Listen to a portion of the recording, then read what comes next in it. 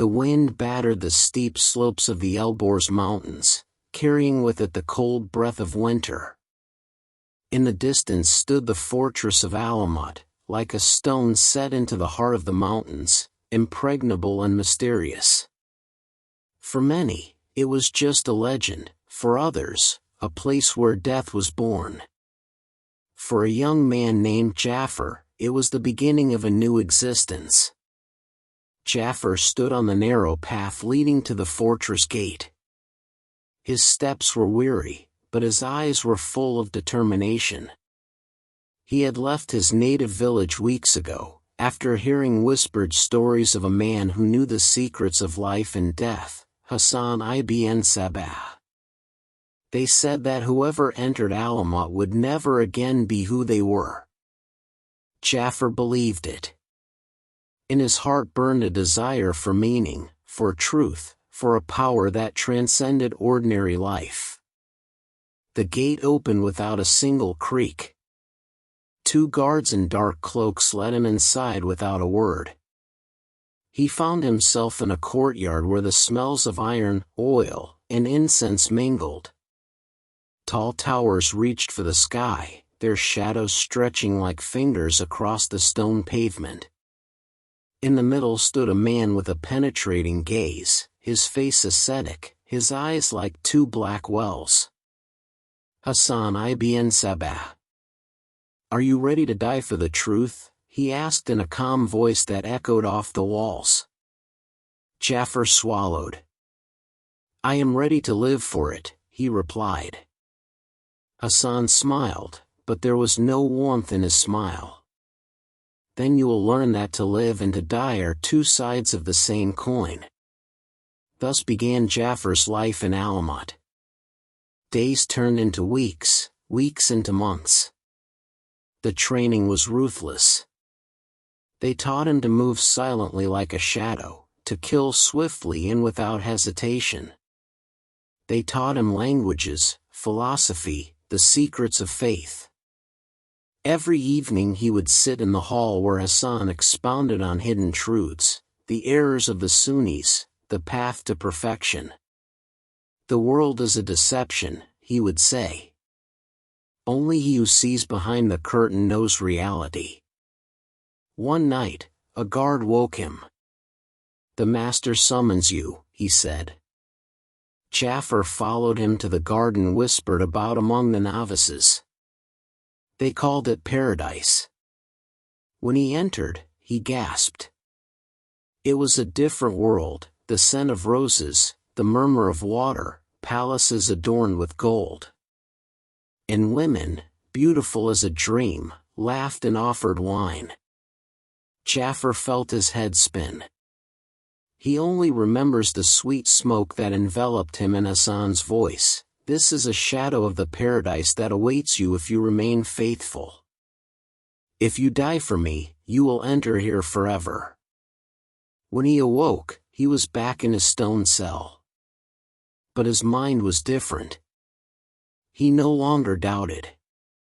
He knew that Hassan was the gate to eternity.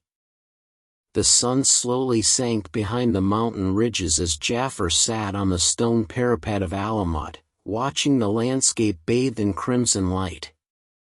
In his mind, memories of the paradise garden mixed with the harsh reality of training. He was no longer the youth who had come seeking life's meaning. Now he was a fadayin, a shadow among men, an instrument of the master's will. Hassan ibn Sabah summoned him to his chamber. The air was heavy with the scent of incense, scrolls with seals lay on a table. "The time has come," Hassan said calmly. "Nizam al-Mulk is the root of evil.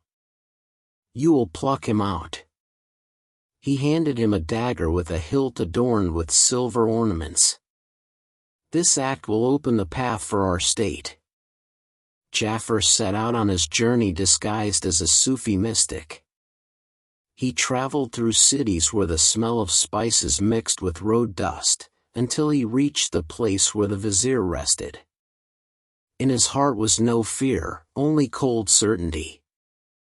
when the dagger pierced Nizam al-Mulk's body, he felt a strange calm. He knew he had fulfilled the master's will. He returned to Alamut a hero, but a shadow lurked in his eyes. For the first time, he knew how easy it was to take a life. Years flowed by. Alamut grew in strength, its name whispered in horror from Persia to Syria. Hassan ruled with an iron hand, his word was law. The world is a deception, he repeated. Only he who sees behind the curtain knows reality. Jafar believed, but sometimes, in the quiet of the night, he asked himself, is reality truly where we seek it? One day, an order came that changed everything. You will go to Syria. You will find Sinan. Rashid ad-Din Sinan, the old man of the mountain, was a legend. In Masyaf, he ruled as a lord of shadows, a man who could shift alliances between crusaders and Saladin like a chess player moving pieces. Hassan knew the Syrian branch must be firmly tied to Alamut, and Jafar was to be the messenger. The journey was long and dangerous. He crossed mountains, deserts, passed crusader caravans, heard foreign tongues, saw Templar banners flying over castles. In Masyaf, he was greeted by a man with the face of an old man but eyes full of fire. Sinan sat on a stone throne, his voice calm but carrying strength. Hassan is dead, he said bluntly. But his dream lives. And we will protect it. Masyaf was different from Alamut. In its walls, the smell of incense mingled with the metal of weapons. Corridors were full of shadows where intrigues were whispered. Jafar learned of a world where politics becomes a weapon. Sinan showed him how to deal with the crusaders, how to promise an alliance while preparing a dagger for their leaders. Loyalty, Sinan said one evening, is more than life. And then he saw something that stayed with him forever. The leap of faith. Two youths stood on a tower, the wind tousling their hair. Sinan nodded. Without hesitation, they leaped down. Their bodies landed with a dull thud, blood spattered on the stones. Jafar felt his blood run cold. That is loyalty, Sinan said quietly. That is a strength the world does not understand. Masyaf became Jafar's new world. The fortress rose on a rocky spur, surrounded by greenery, but cold discipline reigned inside. Sinan was different from Hassan, less ascetic, more pragmatic. His strength lay in politics. The enemy is not just the one who holds a sword, he would say. The enemy is also the one who holds a word. Jafar learned new rules. In Masyaf, one could not rely on the dagger alone. Here, the fight was with words, promises, betrayal.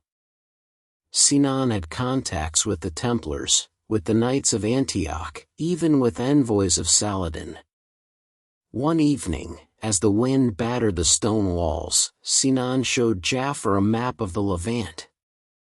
Here, he pointed to Tyre, rules Conrad of Montferrat. A man who wants to be king of Jerusalem. His death will change the balance. The order was clear, Conrad must die. Jafar felt the weight of the task. This time it was not a vizier in Persia, but a king of the Crusaders. The disguise was perfect. Two assassins, disguised as monks, waited in a narrow alley of Tyre. Conrad emerged from the bishop's house, his step calm, suspecting nothing. Then the shadows moved. Daggers whistled through the air. Conrad fell, blood spilled over the stones. Shouting filled the street, Templars rushed forward, but the assassins were already gone, like shadows dissolving into the night. This act shook the Holy Land. The Crusaders raged, the Templars swore revenge, but no one could penetrate the secret of Masyaf. Sinan laughed when he heard the news. "One dagger can change history more than 1,000 swords," he said quietly.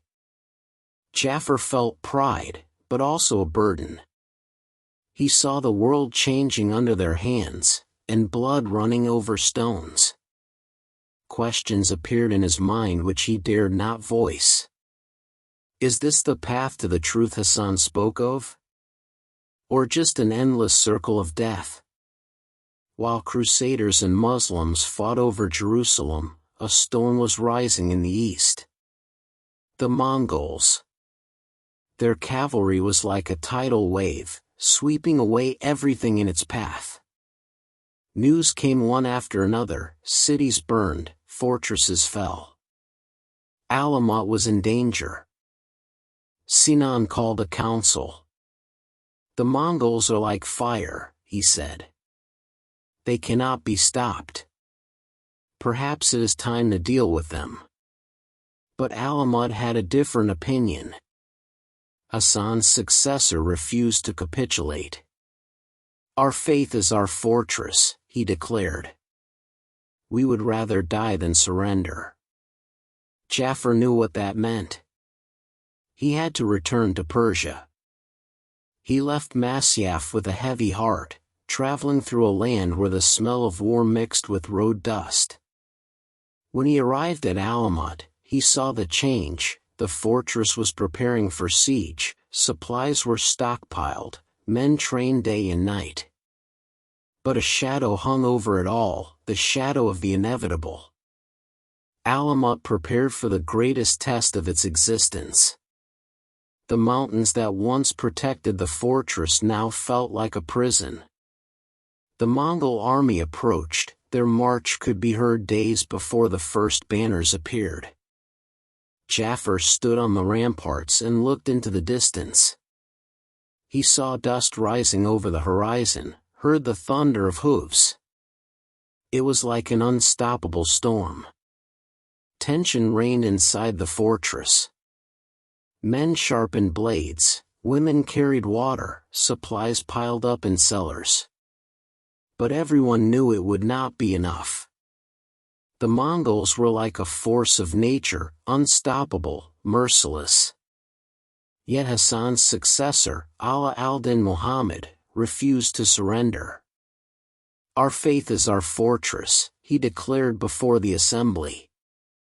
"We would rather die than surrender." Jafar felt his heart gripped by fear, but not for himself, for the dream he had lived since his youth. Alamut was not just a castle. It was a symbol. It was a world where he had found meaning. And now that world was shaking at its foundations. The first attack came at dawn. Mongol catapults hurled stones that crushed towers. Arrows fell like rain. The defenders fought bravely, but the pressure was immense. Jafar led a group of Fedayeen in a counterattack. They burst from the gate like shadows, threw themselves onto the enemy lines, daggers flashing in the morning light. Blood stained the snow. But for every dead Mongol, 3 more came. Days turned into weeks. Alamut burned. The air was full of smoke, the earth shook under the blows of siege engines. Jafar fought without respite, his body covered in wounds, but his eyes still burned with determination. At night he sat on the ramparts and looked at the stars. He remembered the Paradise Garden, Hassan's words. "The world is a deception." Perhaps he was right. Perhaps paradise is not on earth, perhaps it is only in the minds of those who believe. Then came the last day. The Mongols broke through the gate. Alamut shook, as if the mountains themselves were screaming. Jafar stood at the entrance to the inner citadel, dagger in hand. Around him, brothers fell, their blood mixing with dust. In the distance, he saw Ala al-Din Muhammad praying as flames consumed the library, secrets that would never see the light. "Paradise," Jafar whispered. And then he threw himself into the fight. His dagger found its target, his body found death. In the last moment, he felt calm, as if he heard the murmur of water, the scent of roses, the laughter of women. Perhaps it was just a memory. Perhaps it was paradise. When the sun set, Alamut lay in ruins. Mongols stood on the ramparts, their banners flying in the wind. The dream that began 2 centuries ago crumbled to dust. But the name of the assassins survived, in legends, in whispered stories, in the history that would never forget the men who did not fear death. When the dust settled and the flames died down, Alamut was but a shadow of its former glory. The Mongols departed with plunder, the library was burned, the secrets of faith scattered to the wind. But the story did not end. Some survived, those who escaped through mountain paths, those who hid in valleys. Among them, a few Fedayeen who swore the dream would not die. Jafar was not among them. His body lay beneath the citadel ruins, but his name was whispered among the brothers who fled. He fell like a lion, they said. His blood is a sign of loyalty. And so a legend was born, a legend that survived centuries. The remnants of the Nizari Ismailis scattered. Some found refuge in India, others in Syria, where they submitted to the Mamluk Sultan Baybars. They never again carried out political assassinations, but their faith lived on. In the mountains, in the valleys, in whispered prayers. And with the faith lived the stories of Alamut, of Hassan, of Sinan, of the men who did not fear death. Centuries flowed by. Europe changed, Crusader castles crumbled, but the word assassin remained. It penetrated languages, books, legends. Marco Polo, the famous traveler, visited their fortresses and wrote of paradise gardens, of intoxicated warriors, of leaps of faith. "I saw a garden where streams of honey and wine flowed," he claimed.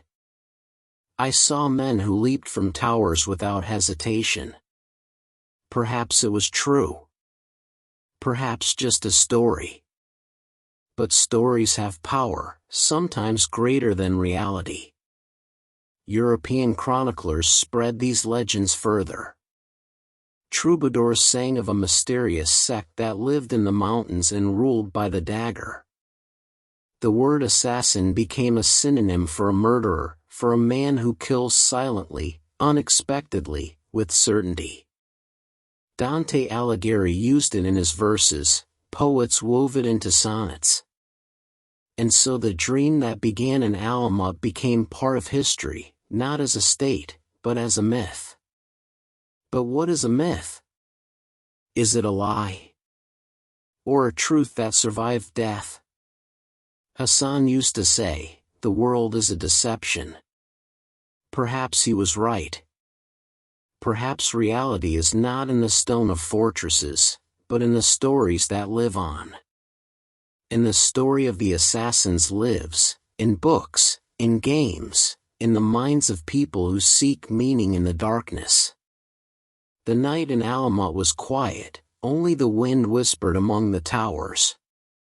Jafar sat in the library, where the walls bowed under the weight of scrolls. In the middle of the room stood Hassan ibn Sabah, his face illuminated by lamplight. "Do you know why we are here?" he asked, without raising his eyes from the parchment. "To fight the Sunnis," Jafar answered without hesitation. Hassan smiled. "That is the surface. The truth lies deeper. The world is a deception, Jafar. People believe power lies in the sword, the crown, gold. But true power is in the mind. In loyalty. Jafar was silent. Hassan put down the scroll and looked at him. You have seen the garden. You have felt the scent of paradise. That is not a lie. That is an image of truth. When a man believes, he can achieve the impossible. He can die without fear. He can kill without hesitation. That is our strength. But why the deception? Jafar asked quietly. Hassan smiled, this time sadly. Because people need deception to see the truth. Without illusion, they would never understand the meaning of sacrifice. These conversations etched themselves into Jafar's mind. Hassan was not just a leader, he was a philosopher, a visionary. His words were like poison, seeping slowly but surely into the veins. Jafar began to understand that an assassin is not just a murderer. He is a tool of an idea. And an idea is stronger than steel. One day Hassan pointed to a tower. Do you see it? Jafar nodded. Two men stand there. I will tell them to jump. And they will jump. Why? Because they believe. Because they know death is not the end, but the beginning. Jafar watched as Hassan nodded. The men leaped down. Their bodies landed with a dull thud, blood spattered on the stones. Hassan did not even flinch. That is loyalty, he said quietly. That is a strength the world does not understand. Jafar felt his blood run cold. But at the same time, he felt admiration. These men died without hesitation. For faith. For a dream. For Hassan. And Jafar knew he could do it too. The wind lifted dust over the roads of the Levant as Jafar walked towards Antioch.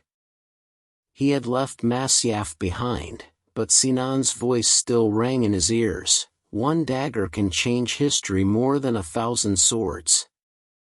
Now he faced a task that was not just about the dagger, it was about words, intrigues, surviving between two worlds. Antioch was a city of contrasts. In the marketplaces, the smell of spices mingled with the aroma of roasted meat, the shouts of merchants blended with the muezzin's call. Over it all rose walls flying crusader banners. Jafar moved quietly, his eyes watching every movement. He knew that in this city, every step was a risk, the Templars had eyes everywhere. The meeting took place in the crypt of an old church. Torchlight cast shadows on stone walls, the air was heavy with dampness. On one side stood Jafar, on the other a knight in a white cloak with a red cross. They say the old man of the mountain sends greetings, the knight said coldly. And what does he want? Jafar smiled. Peace. And a little gold. The negotiations were tense. The Templars wanted certainty, Sinan wanted time. Jafar played the role of intermediary, but he knew a dagger lurked behind every word. In Antioch, intrigues were born faster than shadows. One night, returning from negotiations, he sensed movement behind him. Instinct saved him, he turned, dagger in hand, and blade met blade. The attacker fell, his blood soaking into the dust. Jafar knew the Templars were not the only ones playing this game. Days turned into weeks. Agreements were made, promises broken. Sinan sent messages, keep them uncertain. Time is our weapon. Jafar followed orders, but weariness grew in his mind. He had seen too much blood, heard too many lies. And then came the news that changed everything. The Mongols had crossed the borders of Persia. Alamut was in danger. Jafar felt his heart tighten. Antioch was just a game, the real fight was brewing in the mountains where his life had begun. He left the city under the cloak of night, his steps heading back to Alamut. The journey was long, but his mind was clear. If he were to die, he would die where he had found meaning. The first impact came at dawn. Mongol catapults hurled stones the size of ox heads, crushing Alamut's towers. The earth shook, the air was full of dust and smoke. Jafar stood on the ramparts, his eyes watching the endless stream of riders below. There were so many, it seemed the earth itself was moving. "Hold positions," he shouted as arrows whistled past. The Fedayeen fought like demons, their daggers flashed, their faces were calm, their eyes determined. They knew death was near, but no one retreated. The Mongols surged like a tidal wave, their shouts mingling with the drumming of war drums. Jafar led a counterattack. He burst from the gate with 10 men, threw themselves onto the enemy lines, daggers sinking into flesh, blood staining the snow. But for every dead Mongol, 3 more came. Jafar felt his strength fading, but his mind was clear. This was not a fight for victory. This was a fight for honor. Days turned into hell. Alamut burned. Flames consumed roofs, smoke choked the defenders. At night, the cries of the wounded, the prayers of the dying could be heard. Jafar sat on the ramparts, his body covered in wounds, his eyes fixed on the stars. He remembered the paradise garden, Hassan's words. The world is a deception. Perhaps he was right. Perhaps paradise is not on earth, perhaps it is only in the minds of those who believe. Then came the last day. The Mongols breached the gate. Alamut shook, as if the mountains themselves were screaming. Jafar stood at the entrance to the inner citadel, dagger in hand. Around him, brothers fell, their blood mixing with dust. In the distance, he saw Allah al-Din Muhammad praying as flames consumed the library, secrets that would never see the light. "Paradise," Jafar whispered. And then he threw himself into the fight. His dagger found its target, his body found death. In the last moment, he felt calm, as if he heard the murmur of water, the scent of roses, the laughter of women. Perhaps it was just a memory. Perhaps it was paradise. When the sun set, Alamut lay in ruins. Mongols stood on the ramparts, their banners flying in the wind. The dream that began 2 centuries ago crumbled to dust. But the name of the assassins survived, in legends, in whispered stories, in the history that would never forget the men who did not fear death. When Jafar's spirit left his body, he did not feel a fall, but an ascent. He was like a spark lifted by the wind from a fire and carried upward, over the stone ruins, over the smoke and shouts. He saw Alamut from a bird's eye view, a charred crag in the embrace of mountains, around which the victorious army swarmed like an anthill. He saw small figures dragging plunder, dousing the last fires, throwing defenders' bodies into ravines. It was the end of the world he knew. But then his gaze turned elsewhere. Not to the earth, but to the sky, darkening into deep indigo night. And there, between the broken clouds of smoke, something began to glow. It was not the light of the moon or stars. It was softer, internal. And gradually before him, not as an illusion but as another, denser layer of reality, the garden emerged. It was not the same one he knew from the intoxicating sleep of his youth. That one was perfect, but static, like a mural. This one was alive, breathing, and infinitely ancient. The air smelled of rain on old cedar and of petals falling into a pool. The waters here did not flow with milk or wine, but with pure, cold water, reflecting the stars from our world, and 1,000 others Jaffer had never seen. Instead of pavilions stood trees so majestic their crowns disappeared in a fine mist. And among them moved people. He recognized faces. There was Yusuf, the first of the Fedayeen, with a smile he never had in life. There was Ismail, who fell in Jerusalem, now calmly conversing with a man who had the face of Nizam al-Mulk. They were not here as lords and servants of paradise, but as souls who had found peace after a long journey. On the shore of the lake, where fireflies fell like shooting stars, sat Hassan ibn Sabah on a simple stone. He was not dressed in gold, but in the gray robe of a pilgrim. His eyes no longer held the zeal of a fanatic, but the deep, calm sadness of a wise man who understands everything. "Welcome, Jaffer," he spoke, and his voice was like the rustle of a branch. "You see? No silver bells. No hours of silence. True paradise is not a reward. It is understanding." "Understanding of what?"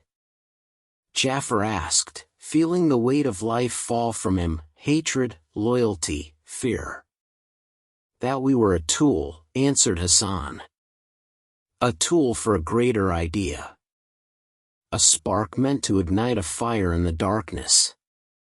Alamut fell. Our books burned. Our enemies dance on our graves. But the spark did not disappear. It flew on the wind." Hassan raised his hand, and an image materialized in his palm. Jaffer saw a group of men and women leaving a secret passage under the ruins at night. They carried chests. Not with gold, but with scrolls. He saw them travel over mountains to Gujarat in India, where their descendants guarded the teachings for centuries. He saw a poet in Shiraz writing verses of love, weaving Ismaili mysticism into them. He saw a European traveler boasting in a Venetian tavern that he had seen the paradise gardens of the assassins, and the eyes of his listeners widening in wonder and horror.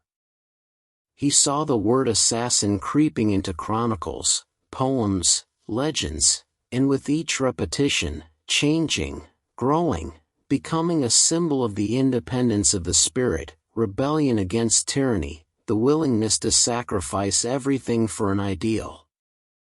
"We lost the fortress," Hassan said, closing his palm. "But we won the story. And a story, Jaffer, is immortal. It is a garden that grows in people's minds. Watered by curiosity, fear, admiration. And its fruits, legend, myth, warning, inspiration, live long after stone crumbles to dust." Jaffer looked around. In the distance, at the roots of the greatest tree, he saw Sinan. The old man of the mountain was playing a simple game of stones with a child Jaffer did not recognize. He looked peaceful. "And our sacrifices?" Jaffer blurted out. "The blood?" Hassan's gaze grew heavy. "That cannot be justified. Nor forgotten. It is part of the truth. We chose the path of shadow and blade. We bore it. And now we must bear it in memory. But even from blood, something noble can grow, a desire for a world where such sacrifices would not be necessary." A bird with feathers the color of a copper dawn flew over their heads. In its flight was a perfect, meaningful beauty. "Nothing is true," whispered Jafar, and for the first time in these words he felt not nihilism, but freedom. "Everything is permitted," Hassan finished with a hint of a smile. "And now, Jafar, it is permitted to finally rest. Your watch is over." Jafar nodded. He felt his consciousness, now pure and light, dissolving into the calm of the garden. He was becoming part of its rustle of leaves, its cool air, its eternal, merciful presence. It was like returning home after a very, very long and arduous journey. Down on Earth, many centuries later. The wind, the same one that once whipped the gorges of the Elbours, now whistles between concrete canyons of a city. A young woman sits at a computer, her fingers flying across the keyboard. She is writing a novel. Her hero is an outsider, fighting against an omnipotent corporation. And in a key scene, his mentor tells him, "Be like an assassin." Their weapon was not the sword, but absolute conviction. They knew that no wall was impregnable if a man did not see an obstacle in the stone, but just stone. She does not know exactly who Hassan Isabat was. But she understood the core of the legend. And that core now comes alive in her story, to inspire someone else. In a deserted mountain cave in the Pamirs lies a bronze tube. Inside is a scroll. The first line reads, "To the seeker, remember, truth is a garden that grows within." No one has found it. But perhaps that is not important. The idea it carries has long since escaped and wanders the world. And high above all this, in the pure silence between the stars, where time dissolves into a mere sensation of duration, perhaps, just perhaps, an old garden still waits. Not as a place, but as a state of being. As a reminder that even the darkest path can lead to light, and that the ultimate victory lies not in what we conquer, but in what of our endeavor survives and blooms in the hearts of those who come after us.